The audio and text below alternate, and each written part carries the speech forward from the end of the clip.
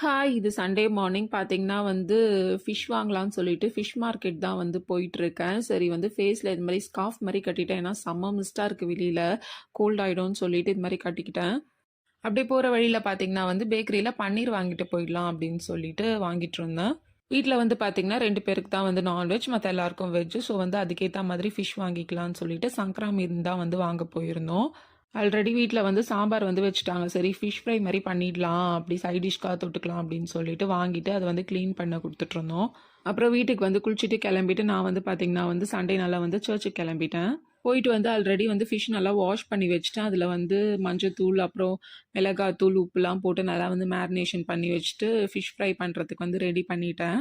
நல்லா வந்து மேரினேஷன் பண்ணிவிட்டு கொஞ்ச நேரம் வந்து ஃப்ரிட்ஜில் எடுத்து வச்சுட்டேன். நல்லா ஊறுனதுக்கு அப்புறமா வந்து எடுத்து இந்த மாரி தவால கருவேப்பிலலாம் போட்டு ஃப்ரை பண்ண விட்டேன். இதுலயே பார்த்தீங்கன்னா, கடாய் வச்சு பன்னீர் பட்டர் மசாலா பண்ணிடலான்னு சொல்லிட்டு, இந்த ஸ்பைசஸ்லாம் போட்டு வெங்காயம், தக்காளி, அப்புறம் வந்து கேஷ்யூஸ்லாம் அரைச்சு, இந்த ஒரு மசாலா வந்து ஆட் பண்ணி நல்லா வந்து தண்ணி போட்டு நல்லா மிக்ஸ் பண்ணிக்கிட்டேன்.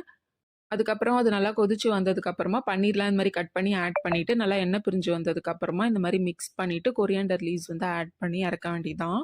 இதுல வந்து ஃபிஷ் ஃப்ரையும் வந்து ரெடி ஆயிடுச்சு. நல்லா வந்து போட்டு சாப்ட்டுட்டு, அன்னைக்கு சண்டே மதியானம் வந்து இப்படி தான் போச்சு. நெக்ஸ்ட் ஒரு விளாக்ல வந்து பார்க்கலாம். பாய்.